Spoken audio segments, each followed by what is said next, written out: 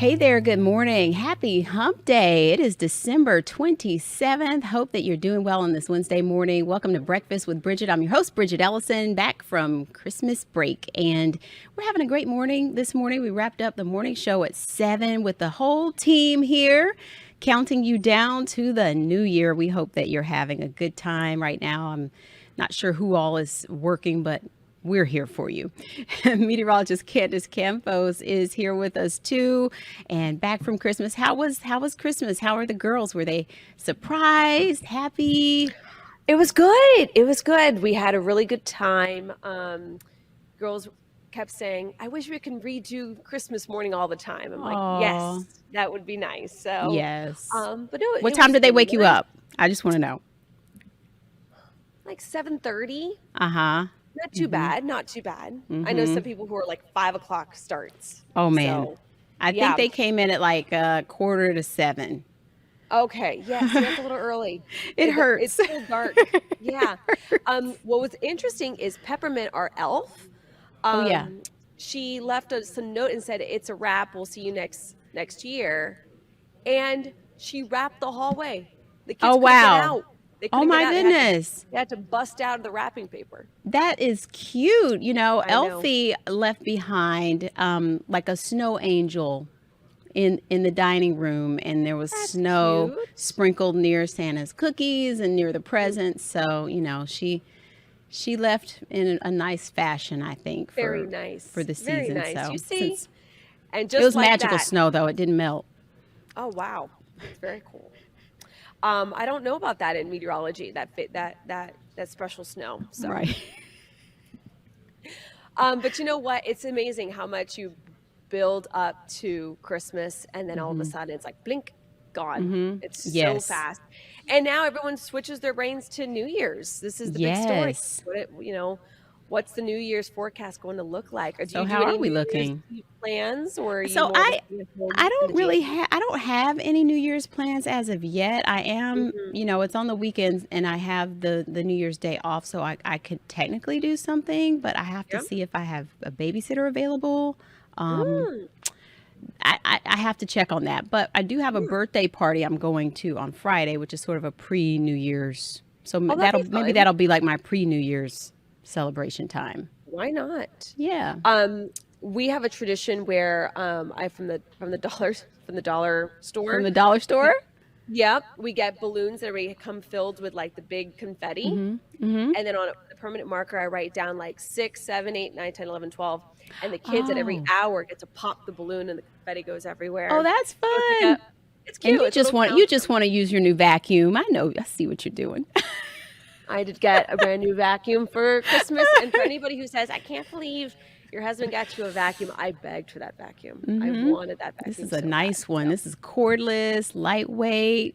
She said it has has a laser. It laser light so you can shoots a see laser. everything. You can see You need to everything. It's like have you posted about this? not yet. I Okay. accidentally vacuumed my whole house yesterday. I didn't Right. mean to, but Still it still just in your clothes, right? Still in your work yeah. clothes. I was still in full clothes, full work clothes. Was that the All first right, full charge on it? That's why you couldn't wait to try it out. oh God, I couldn't wait. I couldn't wait. I have to research all the attachments. I need to go to YouTube University on my Dyson, but Right. that'll be Awesome for another stuff. day. Fun stuff. All right, let's talk about the weather forecast. If you are planning on heading out and about today, temperatures are going to be the low 60s. Now, I like to say if there's something you need to get done today that needs to be outside, maybe you're taking down the decorations. That's always the big, topic of when do you take the Christmas decorations Mhm. down? Temperatures are going to be in the 60s throughout the day, though. We'll be up to about 70. Near normal, not too bad. Now, we are going to have the cloud cover in place, but no rain to be concerned about for the majority of the day. You can see here clouds and rain picking up a lot of that cloud cover, but no green technically across most of central Florida. But that all changes by about midnight. You can see a big swath of moisture starts entering in central Florida. We're watching a little disturbance, nothing crazy, just added moisture in the forecast that will come in the way of kind of that light rain. Nothing that will be waking you up in the middle of the night, but just do be aware if you are heading out the door tomorrow morning, the roadways could be slick. But then by 7 a.m., speaking of heading out the door, just in time for the morning commute for anyone who's heading to work tomorrow, just do be aware we'll see some moderate rain at times. No big lightning, strong storms. although the bulk of the heaviest of the rain will be staying across our southeastern zones. But then by 1, 2 o'clock, most of us will be drying out, and then the big blast of cold air will start to move in. So rain chances for tonight up to about a 50%. But again, it all depends on where you are. So about 30% for our northern half, basically around Metro Orlando will be about a 40 to 50, and then further south it goes up to about a 60 to 70% chance of rain. Then we'll drop those temperatures. Highs and lows will be really chilly, and then we'll start that gradual warm up on Sunday. Temperatures will be in the 60s, but looking at the long range models, it looks like by about midnight as we ring in 2024, temperatures will be down to the 40s, 47 degrees. I looked back at the little data program that we have here, and it looks like it could be the coldest New Year's Eve, New Year's Eve at midnight since about 2010. So it will be chilly. A lot of people will be in New York on New Year's Eve. And then temperatures are going to be, again, chilly Saturday into the upper 50s for highs. Our coldest morning, by the way, will be Saturday night and into Sunday. We could have some patchy frost across our northern zones, but a really nice stretch of weather saying goodbye to 2023, hello to 24. But again, we do have to get through kind of some soggy hours between about midnight and about, let's say, about 10, 11 o'clock Thursday morning. So won't be the whole Thursday. That looks pretty good to me. Yeah. I think so too. Now, my husband might be building a play set in the rain, but you know what? Ooh. It is. The saga continues. Yes. But it's still a surprise, right? Or no? Yes, as long as the kids don't watch News 6 Plus. Okay. All right, good. We got a play set. We tried to build it before the Christmas from mom and dad. Half the pieces were missing or broken.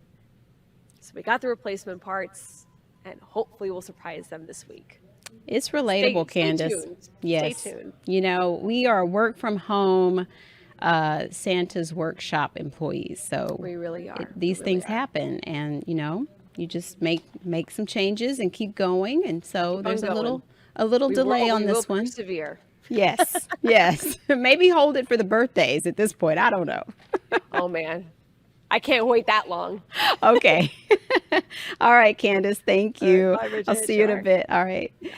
Let's check in with Trooper Steve. He is out on the roads in Results One. I'm curious to know where he's headed today and what he'll get into later. And the roads, I'm imagining, aren't too bad, but I know that like travel's picking up at the airport, so maybe a lot of people heading back or moving around from their holiday plans. Not sure.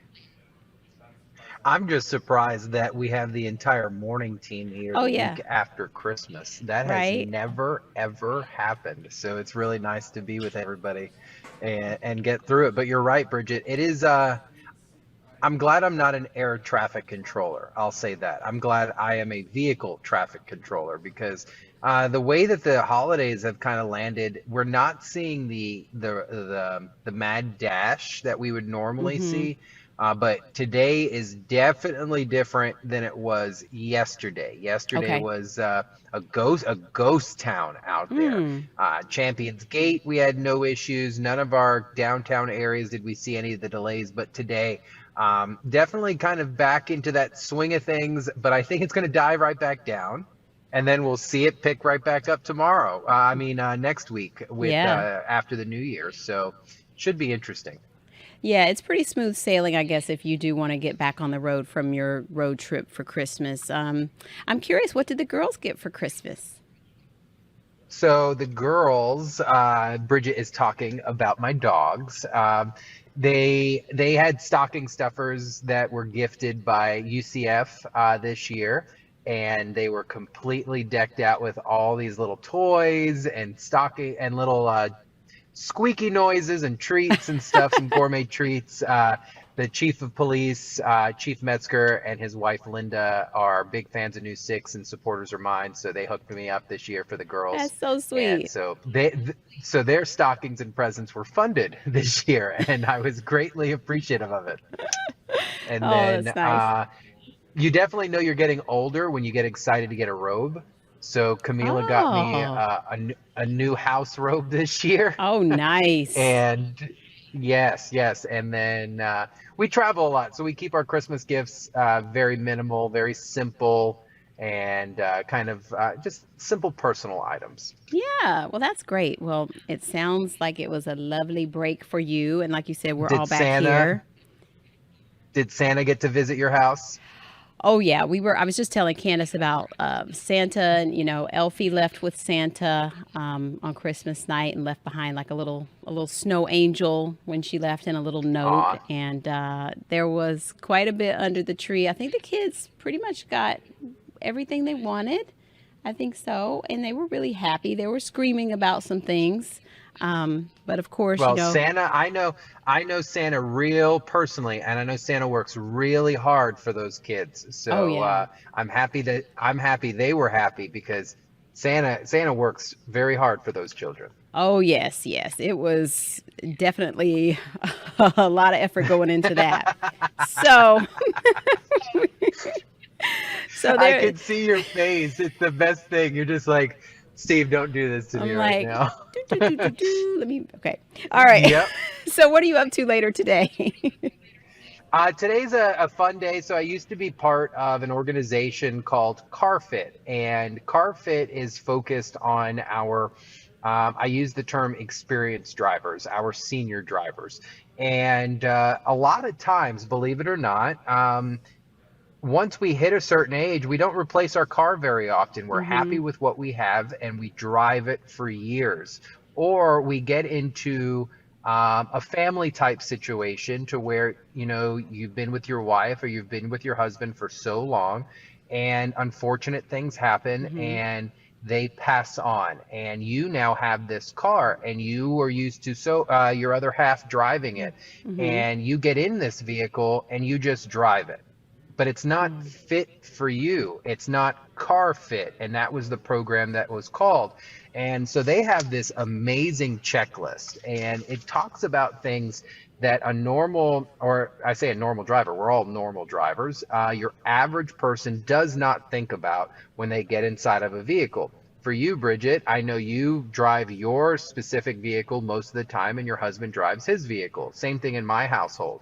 Every time I have to get into Camila's car, I have to adjust certain Oh, things yeah. so that Hmm. I properly drive that vehicle. A lot of our seniors do not do that, and it's nothing malicious, but it's just something that we have to learn to do. So today we're going to go over at 8:30 a few things to be aware of, from the steering wheel, how far we should be putting this, mirror Oh, yeah. That's a adjustments, big one. to And that's not just older huge. people. No, you're right. You're I have right. lots of peers who sit way too close to the steering wheel, and that's dangerous. Big no. Yeah. And so we're going to talk about a safe distance, because there are two things in your vehicle that work in conjunction in order to keep you safe. One, the airbag, that airbag in conjunction with the crush space of your vehicle, and then, of course, your seatbelt. So if you're not thinking about the seatbelt and the airbag, they could do some damage to you. So we are going to go over Hmm. a whole bunch of things today. My goal is for 2024 is for maybe one day we host at News 6 a complete car fit day to where our seniors could come here and get inspected by certified inspectors, because I think that would really be awesome for our community. Awesome. Well, that's great to know that that even exists, because, Yeah, that's one of those things where small adjustments make a big difference. So, huge difference, huge difference. So before I go, let's check on the roads real quick. DOT cam showing downtown Orlando frozen at the moment, but it's okay. Traffic's moving pretty good within that area. Your drive times: I-4 westbound 7 minutes from Lake Mary to Maitland at the speed nice. limit. Everyone looking pretty good. 408 to Redbug 10 minutes, and then Turnpike southbound at 65 miles an hour, so a little slower than normal. Not too bad. I-4 also checking out very well in both directions. Eastbound there, we're about to slow down. Airport, the thing that everyone's concerned about. If you're headed towards the airport, or if you're coming in today, maybe you're watching us from out of town coming home, 528 looking good, so is 436. But if you look closely on airport property, you see a little bit of delay right there around Terminal A. It's funny because when you watch these maps, I get to see the delay, sometimes Terminal B, Terminal C, and it Right. fluctuates. McCoy and Orange Avenue, we do have a crash there just west of the airport. So other than that, the rest of them are spotty. 45th and OBT, I-4, like I said, not too bad there. Pine Hills, I was watching this one. I think FHP's cleared this one at Hiawassee and Coral Cove, and then Chase and Jack Nicholas Parkway. But I-4 and Seminole, this is unheard of. Westbound, perfectly fine this morning at 7:45. Lake County to Verys, you guys are good. And then the Turnpike and 75 looking nicely. But Bridget, like I said earlier, we're going to see this traffic kind of spread out over the next Hmm. couple of days. Yeah. So we want to be real cautious. Just keep in mind, a lot of people from out of town still in town. And they're leaving, and then other people are coming. So this is what happens when we live here in Orlando, that fog travel time. So Yeah. just need everyone to be careful out there.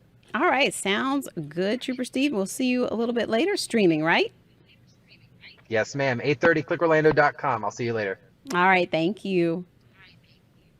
You know, he mentioned the traffic out there by the airport, which we do want to get to because, like he said, it's night and day. The travel at the airport is a little bit complicated right now. They're expecting, over 100,000 people there today. It's getting busy again. There are some weather delays and cancellations.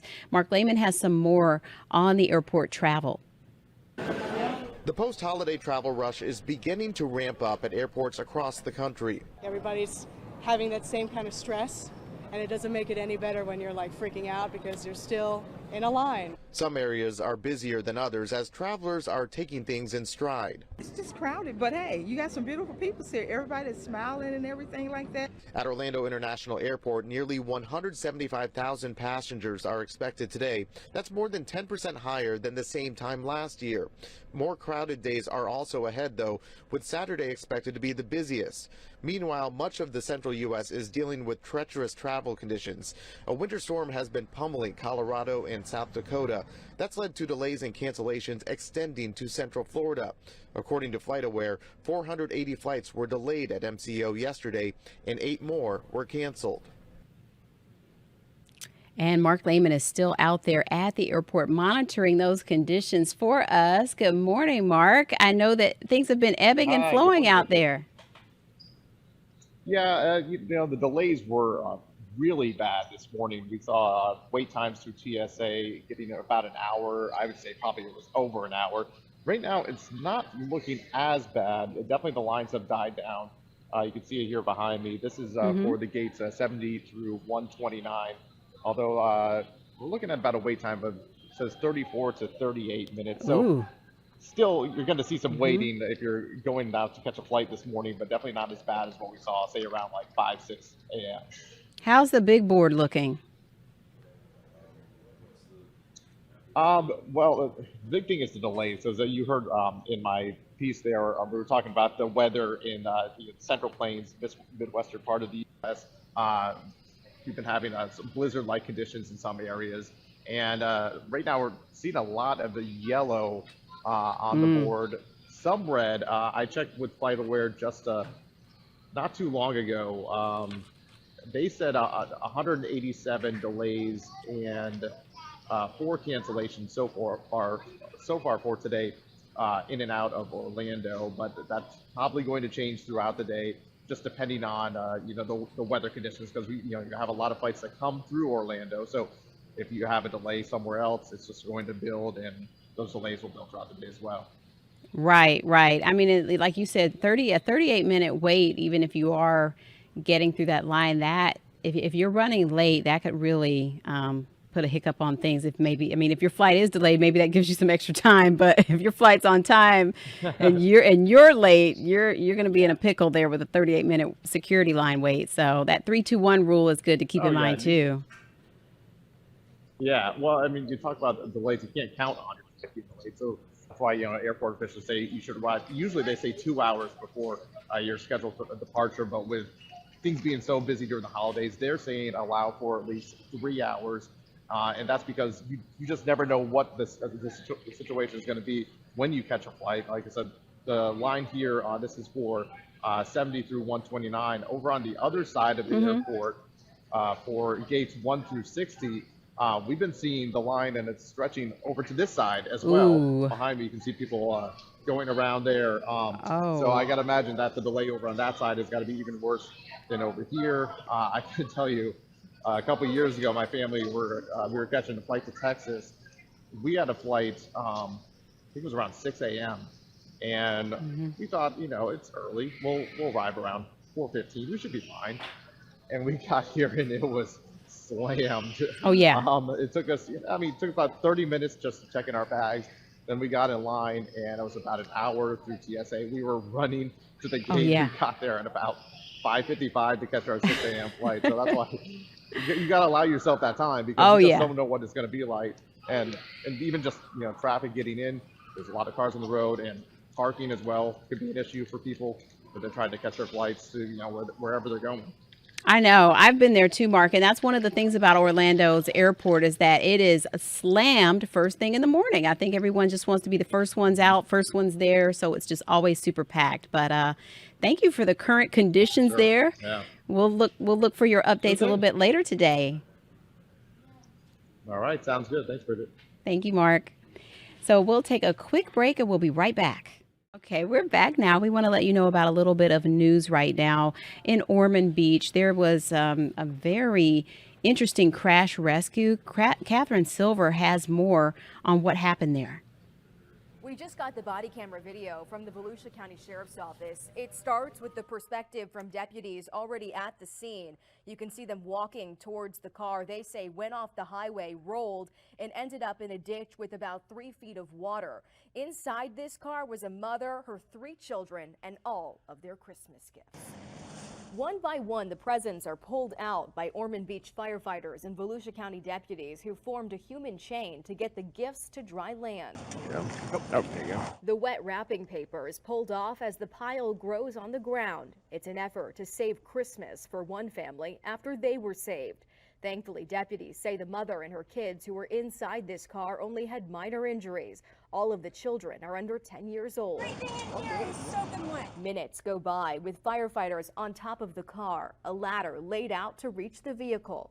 They dry out what they were able to salvage to take to the family. We're going to take them back to the office and spread them out throughout the day. Yeah. We have a ton of stuff for kids. Okay. Do they know that? Have we told them? Do you mind if I do? Or Yeah. Okay, here. Do you want to help them with that? Yeah. Once we shared this story on air and online, the family who was in this crash reached out to us. I had the chance to speak with them while they were back home in Jacksonville. I was just in shock. My daughter's face had glass everywhere. My son's arm, he broke his wrist. But the firefighters, everybody that was there were so helpful. What do you want to say to those firefighters and those deputies? I just want to thank you guys for doing everything that you do. You guys were so kind and patient to me and my kids. All you did was try to calm me down. And I want to thank you to continue to work to do what you do, because if it wasn't for you guys, I don't know where I would be right now. And these first responders also gave the family some more gifts that were donated, going the extra mile on the holiday. The family tells me they're extra thankful. I'm Catherine Silver, getting results, News 6. That was a Christmas miracle for sure. What a great story there. We want to highlight some of the events happening around town and let you know to head to clickorlando.com, your home for a listing of all of the events happening for New Year's and Kwanzaa. And we have them listed by county. We have things like dinners, fireworks shows. There's something for everyone. Head over to clickorlando.com. Also, Kwanzaa celebrations in full swing around the world, and here in Central Florida, Winter Park has some officials that they are putting together some events highlighting food, music, shops from Black-owned businesses, and it's a 7-day event honoring the ancestral roots of African Americans. That's what Kwanzaa is. You can check out more on New Year's and Kwanzaa celebrations again at clickorlando.com. We'll see you back here tomorrow for Breakfast with Bridget. If you'd like to reach out, email me at bwb@wkmg.com. Coming up next, your weather conditions and weather stories with Jonathan Kegas. We'll see you back here tomorrow at 7:30.